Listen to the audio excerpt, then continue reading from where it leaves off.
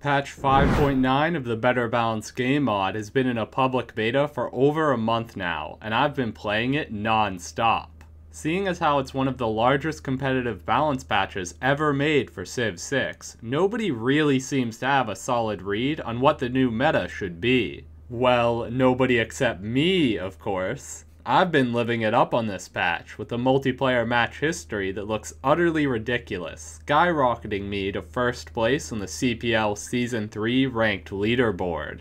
Now, I could hold the secrets of my success close to my chest in order to continue farming wins against the hapless masses, but I am nothing if not extraordinarily generous. So, what innovative strategy have I been employing to dominate CPL in the new patch? One word. Fascism.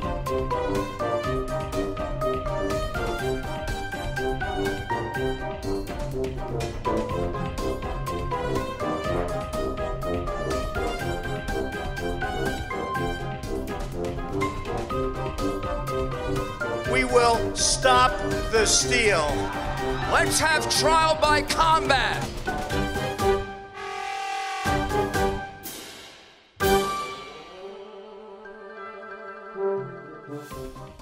Fascism, and don't take me out of context here, is pretty fantastic.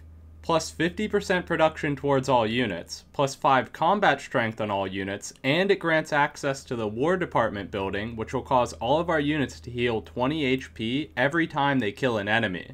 In my games, I've been prioritizing getting my culture as high as possible in order to reach this government as early as I can.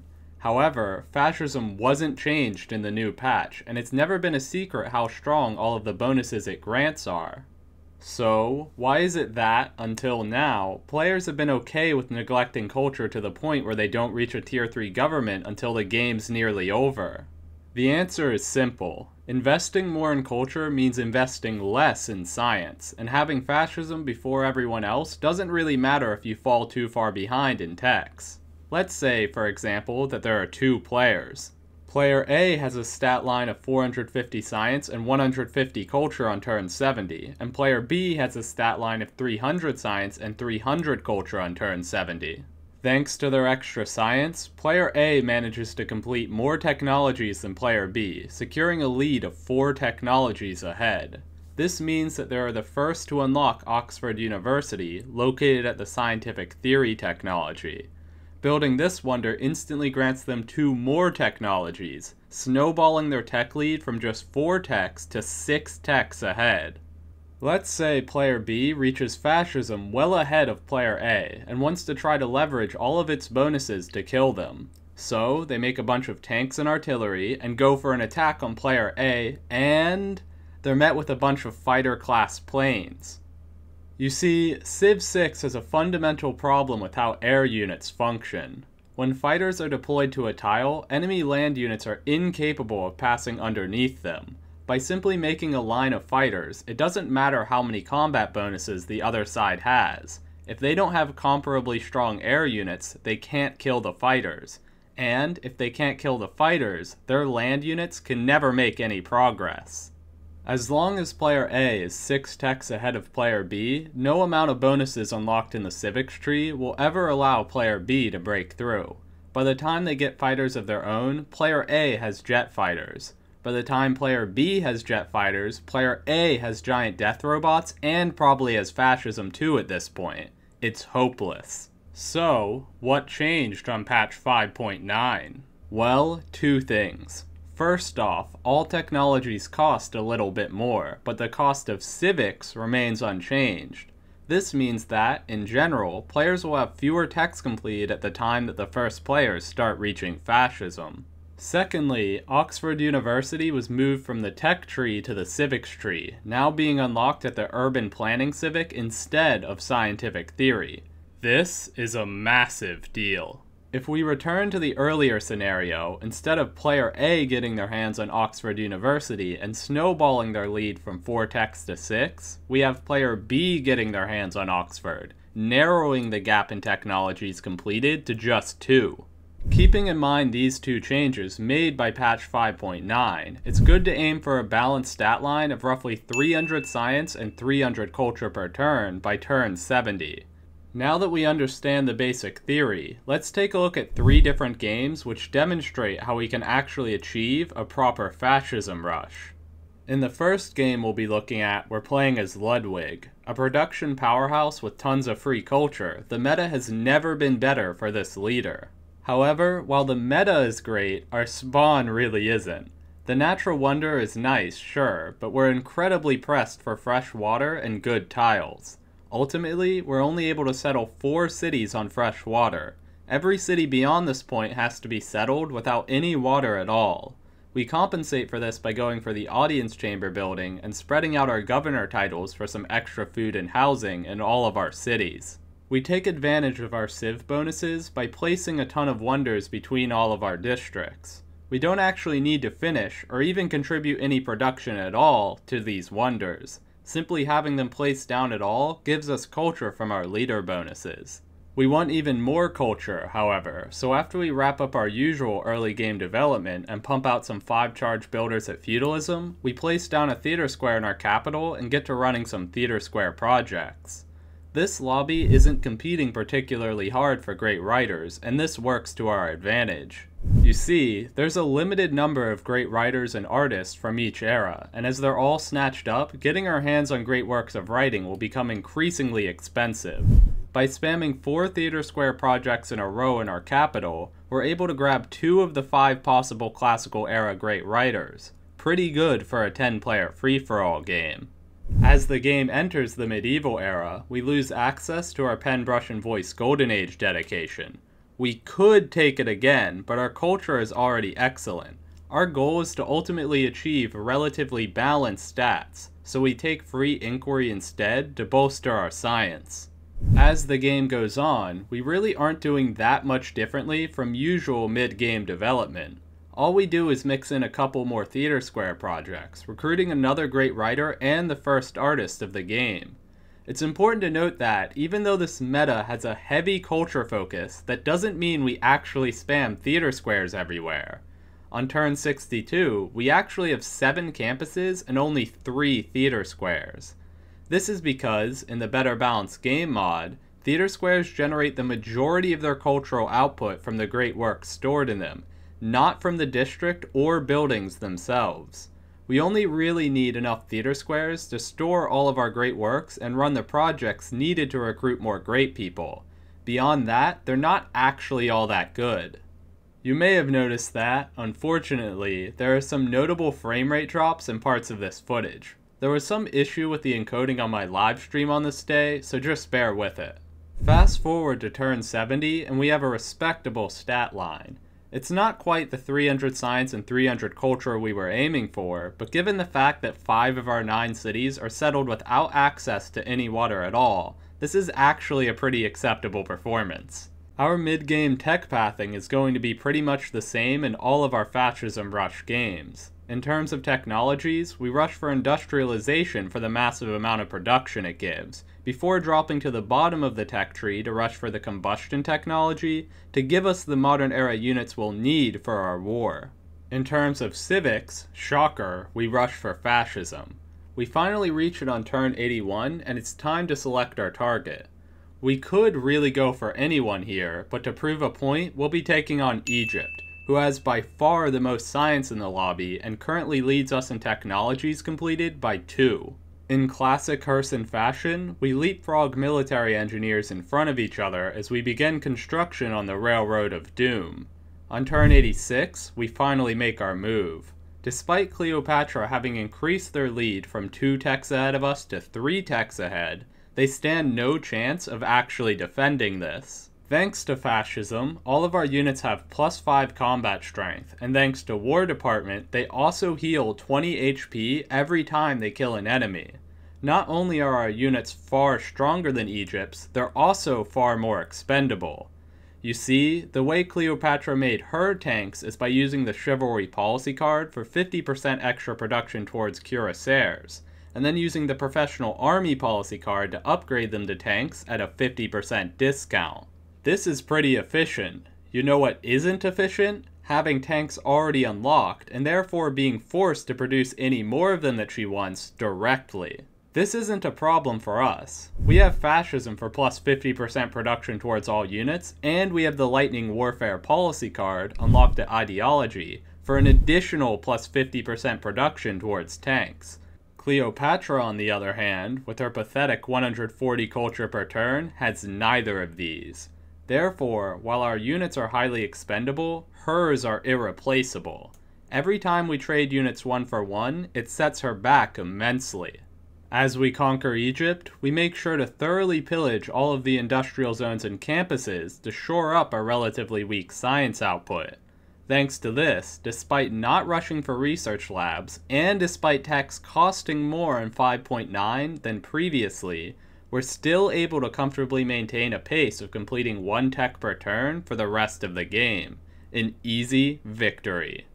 Moving on, let's take a look at another game which follows the same overall game plan but uses very different means to achieve it. Even before the game begins, we're already planning out how we'll get enough culture for an early fascism. As mentioned earlier, the more great writers and artists are recruited, the more expensive they become, and this lobby is filled to the brim with civs that are likely to fiercely contest the early game writers. Sundiata, Peter, Eleanor, etc. In free-for-all multiplayer Civ 6, the best path is often the one of least resistance. Rather than trying to compete with all of these civs for great people, we instead elect to choose a leader that can generate ample culture even without recruiting any great writers or artists at all. Cyrus. While the previous game we covered was a below average spawn, this game features a particularly high quality one. We get 2 whole builders from tribal villages, and take full advantage of them by rushing for the irrigation technology and choosing the Pantheon for +1 culture on all plantations. This gives us an enormous amount of tempo, and sets us well ahead of schedule in every regard in the early game. We get political philosophy on turn 24, and feudalism at a staggeringly early turn 37. On turn 39, we get our hands on the medieval fairs civic. In BBG, this is a huge breakpoint for Cyrus. Now, all of our internal trade routes are providing a whopping 3 culture per turn. We follow this up with finishing the Colosseum on the following turn. While our stats are ridiculous right now, it'd be premature to claim that the game is already over. On the other side of the map, the player who finished the previous CPL ranked season in the #1 spot, Ben But Better, is having a pretty good game of his own. Playing as the leader Catherine Magnificence, he's already managed to secure suzerainty over the city-state of Johannesburg, a contender for one of the best city-states in the game. While we do have a lead, we'll have to be precise if we want to maintain it against a player of Ben's caliber. It's turn 43, and embarrassingly, our culture is still in the double digits. In order to rectify this, we make sure to take advantage of our civilization's unique tile improvement, the Pyridesa. By placing this adjacent to our campuses and city centers, we're able to get a significant amount of culture on these tiles, in addition to gaining an extra point of housing from them as an added benefit. As Persia, we want to take advantage of our bonus internal trade route yields all game long. In order to get the maximum amount of value out of them, we're going to be taking a page out of the build order described in my Tokugawa Civ Spotlight. By building the mausoleum at Halicarnassus for an extra build charge on all great engineers, and then recruiting Bi Sheng, we're able to build 2 additional districts in our capital. This is huge for internal trade route yields, as each district in the destination city provides extra yields to our trade routes. On turn 55, the game enters the medieval era. We lose access to the bonus yields we've been receiving from the Pen, Brush, and Voice Golden Age dedication, and to balance our stat line out a bit more, we go for free inquiry to gain some extra science. Shortly afterwards, we chop out the Chichen Itza in our capital, providing +1 culture and +1 production on all rainforest tiles in our empire. On turn 61, we finish running some commercial hub projects to get our hands on a critically important great person for this build order, Raja Todor Mal, who grants +1 gold to every internal trade route for each specialty district at the destination. This has great synergy with the 2 district slots we got earlier from the great engineer Bi Sheng, and our trade routes are becoming juicy. It's at this point that our ally, Eleanor, expresses disbelief at the fact that we have more culture than them despite only having finished a single theater square in our land and having precisely 0 great works. Skill issue. On turn 67, we finish researching urbanization. Not only is the Civic the new home of the one and only Oxford University, which we start on right away, it's also a critical breakpoint for our leader bonuses. Completing the Civic grants us an additional 2 culture per turn on every internal trade route, bringing the total from each trader up to 5. However, even as the culture yield on our trade routes goes up, the food and production yield on them goes down. It seems someone has removed the Governor Magnus from our capital. What sort of monster would deny Cyrus his beloved Magnusi? We even add the diplomatic quarter in our capital, reducing the odds of spy missions succeeding in there. Why, the only way someone could have removed Magnus is if their spies, I don't know, gained a free promotion immediately upon being produced. Even better if that player rushed the Terracotta Army to give all of their spies an additional promotion right afterwards. You'll get what's coming to you eventually, Ben. On turn 78, we finally achieve fascism. The time for vengeance has arrived. Our target this time is France, and just as before, we begin constructing the Railroad of Doom to their land. There's a couple of bumps in the road this time, but it's nothing a couple of artillery can't clear up. Ben, to his credit, was a master of the game in the previous season's meta. He knows what to do against a fascism push. Rather than fighting on the ground where you'll surely lose, you have to clog up the tiles with planes in order to prevent ground troops from accessing your land entirely. Unfortunately, this strategy is just too slow in the current meta. Remember, BBG patch 5.9 makes all technologies more expensive. He simply gets the planes a little too late to defend his outermost cities, and Aimboise falls almost immediately. This city is both the Alhambra and Forbidden City wonders, and as we capture it, the extra policy cards from these wonders flip to us instead of Ben. This completely demoralizes him, and he immediately convinces the lobby to concede the game in our favor. The strongest player of yesterday falls to the strongest player of today.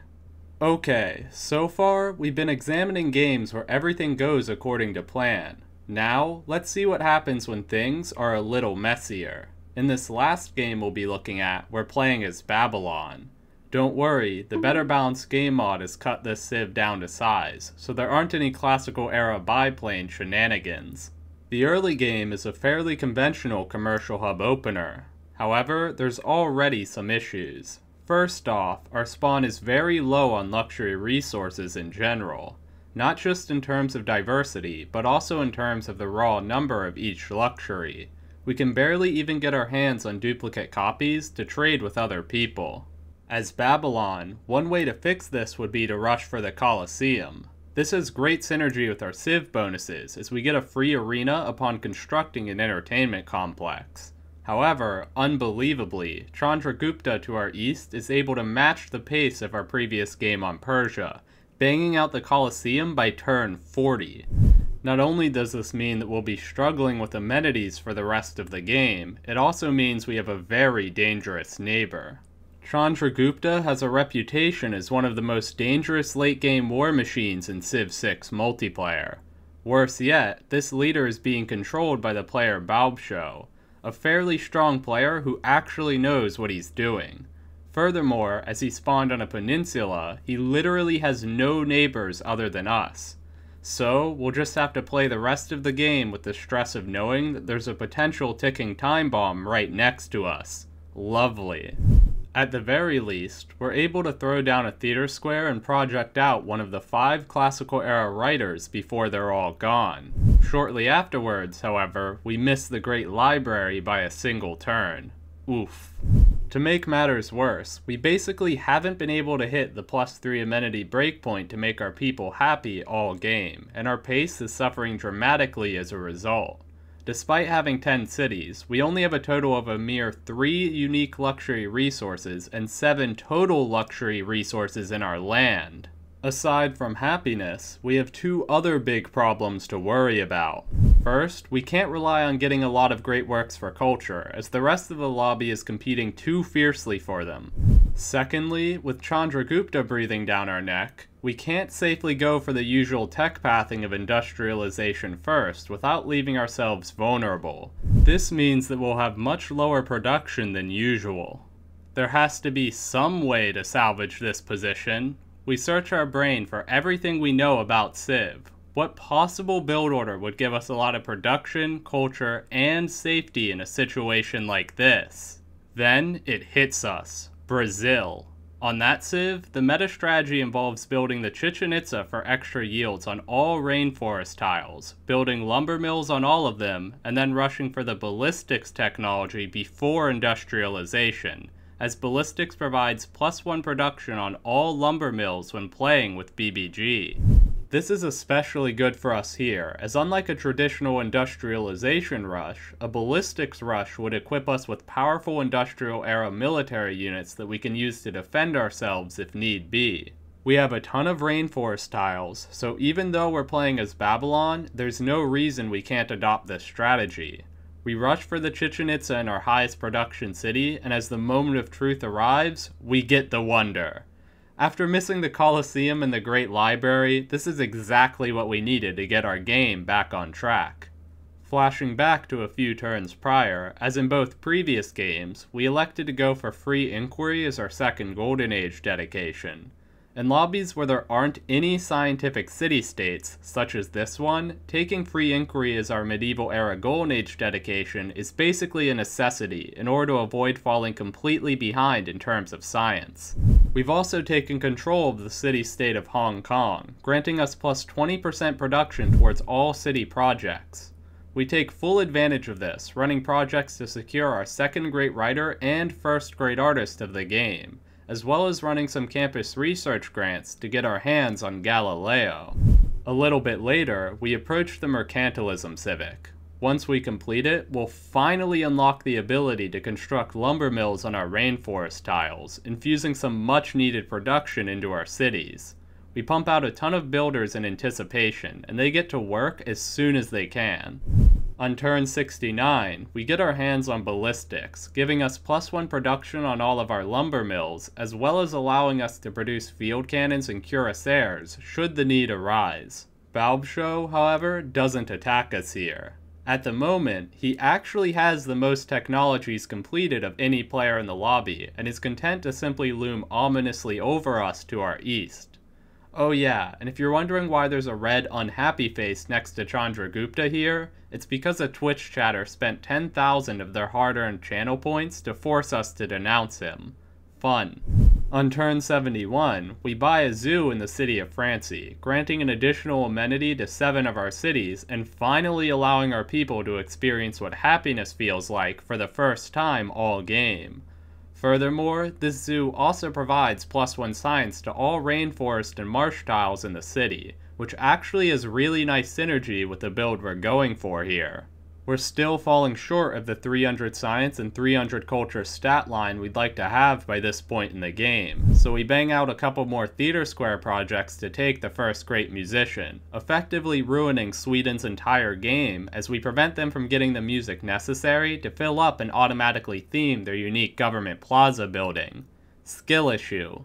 We're able to store these great works of music thanks only to a great merchant we recruited earlier in the game, who built a bank for us that can hold any 2 great works. On turn 77, we finish the Urbanization Civic, and begin construction on Oxford University, as is our right as the world's preeminent cultural powerhouse. We can also tell that Balbshow, to our east, is finally planning something.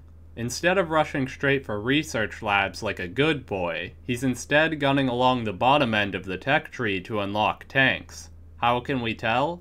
The Renaissance-era walls he's constructed in his capital city are a dead giveaway.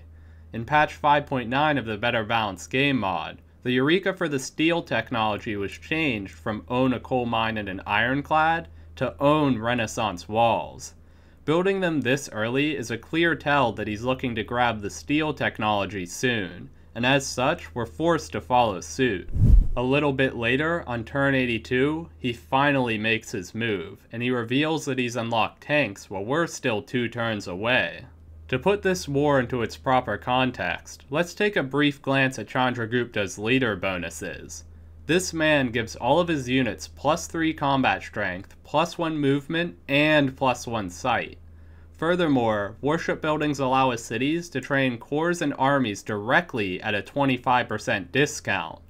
This bonus stacks with the 25% discount provided by military academies, allowing cities that have both a military academy and a warship building to produce units at a staggering 50% discount.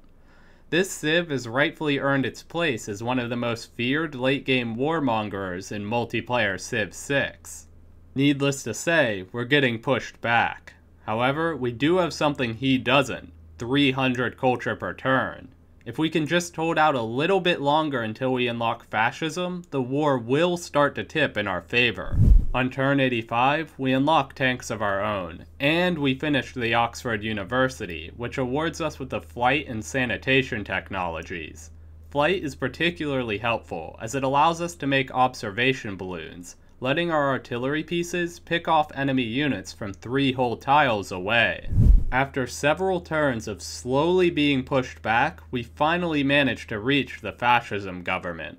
Suddenly, Chandragupta's bonuses look puny. He has +3 combat strength on all units, but we have +5. He has an additional 25% discount on training corps and armies, but between fascism and the modern era unit production policy cards, we have +100% production towards all units. Lastly, we also gain the ability to begin construction on the War Department, which will cause all of our units to heal 20 HP every time they eliminate any of the Indian invaders. However, our frontline city of Shadupin is already surrounded, and it falls to the Indian menace. Balbsho isn't able to hold on to the city for very long, and within a few turns, he's forced to raise it and begin pulling his units back to more defensible terrain. Slowly, ever so slowly, we're making more and more progress into Indian territory. We kill more and more units, and eventually, we've surrounded the city of Hyderabad. We're on the cusp of unlocking advanced flight for fighters and bombers, and Balbsho is still a few turns away from unlocking fascism himself. However, just as things were starting to go our way, the host of the lobby drops out from the game. After over 25 agonizing minutes of trying to get a proper re-lobby going, the game is eventually conceded unceremoniously on turn 99. It really is tragic that we weren't able to actually play out the late game. At the very least, in a gracious show of humility, Balbsho accepts that he was losing the war and agrees to drop below us in the final ranked report for the game. Thanks to our studiousness in keeping our culture up and adhering to the principles of a fascism rush, we were able to secure 4th place in a game where virtually any other strategy would have resulted in us being eaten alive by Chandragupta and going dead last. Thanks for watching to the end of the video. Be sure to follow me on Twitch to catch full games of multiplayer Civ 6 live, subscribe to the channel, and let me know in the comments what you'd like to see next. That's all for now. Herson, signing out.